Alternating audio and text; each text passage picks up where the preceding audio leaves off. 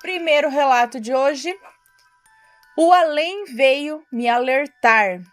Beleza? Vamos começar então.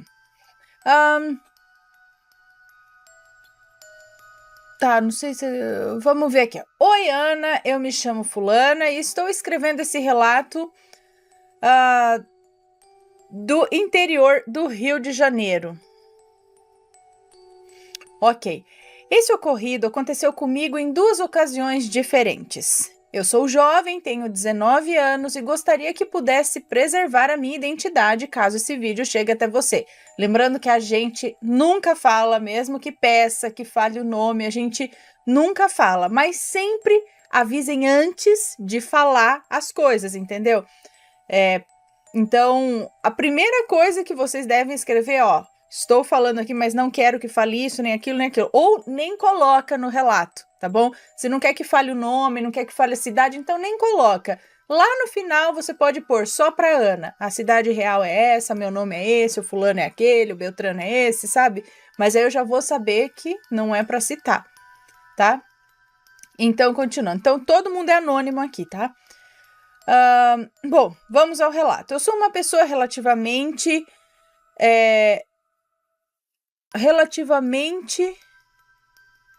social, é isso?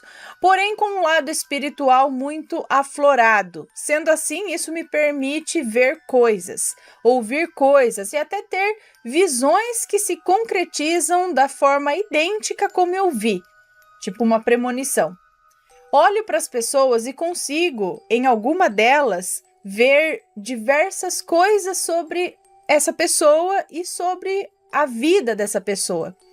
Minha família atualmente não frequenta nenhuma religião, mas eles foram ligados a Umbanda antigamente, e eu também.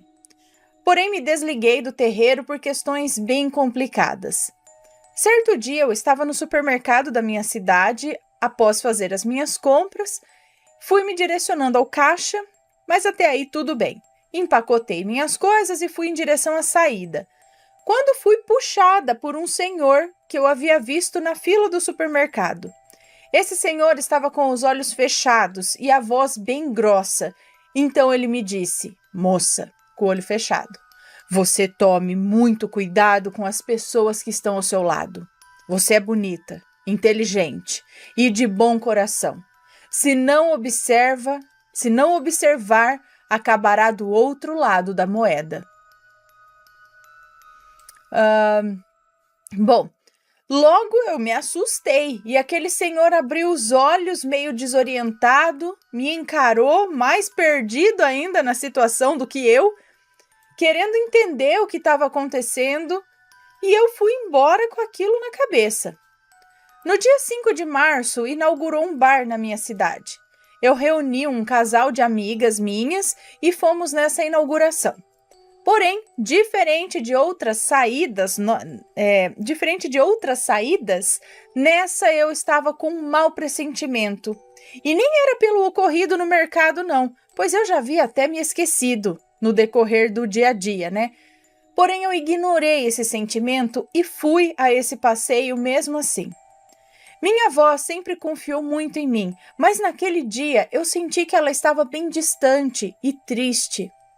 Cheguei até ela, mas ela não sabia dizer o porquê que ela estava sentindo aquilo. Então eu fui na inauguração. Chegando lá, bebi, dancei e me senti mal diversas vezes ao lado de pessoas, umas até que eu conhecia ali na hora e que por mais que o papo tivesse fluindo, eu não senti uma energia boa. E então foram se passando as horas até que deu 2 da manhã e as atividades daquele bar se encerraram. As minhas amigas se juntaram com um outro povo e decidiram esticar para outros lugares. E eu decidi ir também, e foi aí que tudo começou a piorar. Eu comecei a perceber que o local era muito distante do centro da cidade.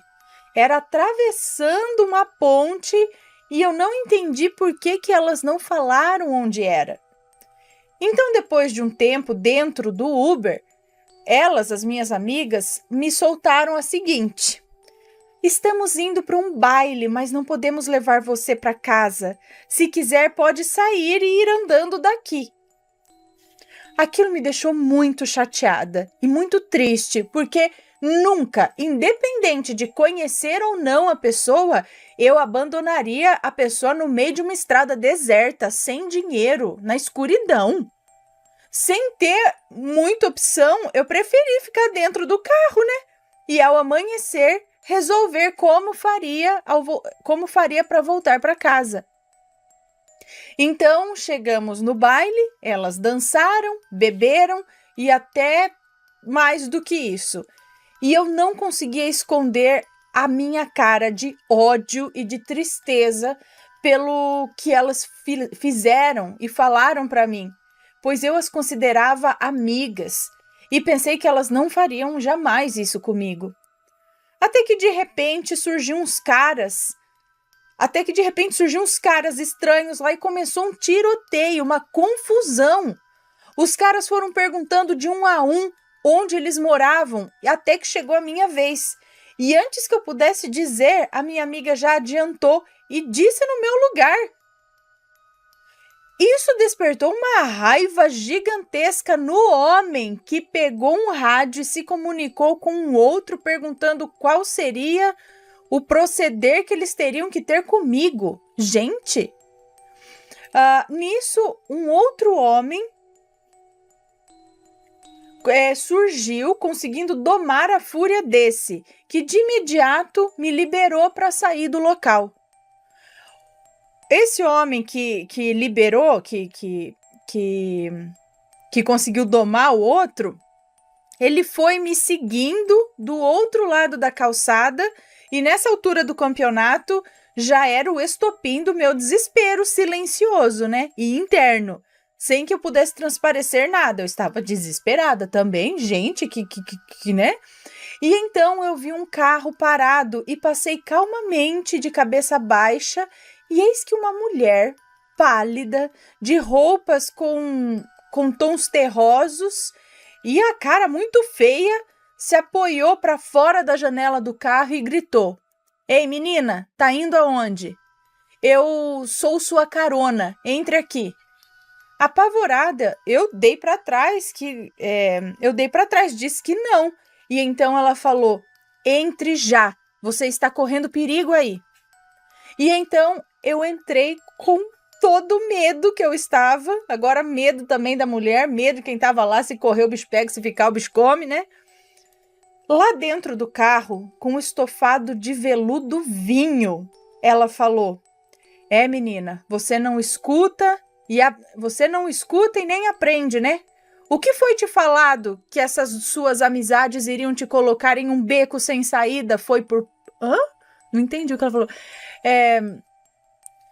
Menina, você não escuta nem aprende, né?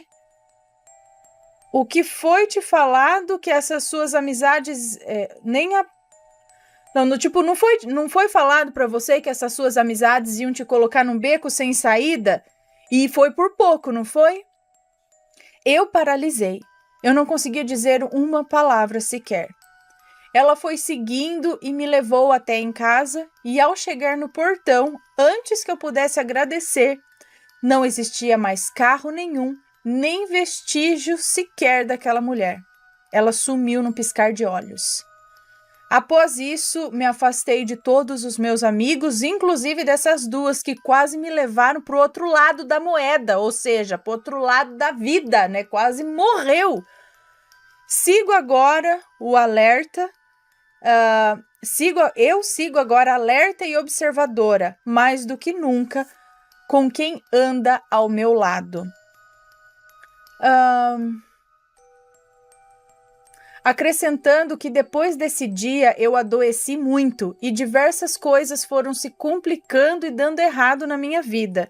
Hoje eu venho me recuperando de tudo. Ok. Bom, que perigo, né? Tipo, elas não falaram onde era, ela acabou seguindo, achando que tava de boa e meteram ela numa baita de uma enrascada tensa. Meu Deus, cuidado, gente. Isso também serve para vocês não irem atrás de. Às vezes a gente acha que é amigo, não conhece direito, ou fica nesse acha, você só descobre nos momentos assim. E esse negócio de esticar a festa, de ir para um lugar onde você não sabe direito onde você está indo, com quem está indo, cuidado, tá? Melhor assim, ir para casinha, voltar de boa, não ir na onda dos outros. Gente. Bom, vamos então. Lembra que a gente leu um relato esses dias também de um cara que apareceu num carro, que a menina estava em perigo na rua, voltando do trabalho, do curso, não sei, tarde da noite, parou uma van. É isso, o cara falou, entra agora. E ela, meu Deus, eu não tenho dinheiro, entra agora. Ela entrou e ele falou, ó, você tá correndo perigo. Surgiu ali, então foi mais ou menos isso aqui. Gente do céu, credo. E ela tava com pressentimento, o cara baixou a entidade, alguma coisa que falou com ela no mercado, mas ela ignorou tudo isso. Por isso que ela falou, você não aprende, né? Já foi te dado recado, já foi te falado, você tá aqui, né? Bom, deixa eu dar beijinho aqui.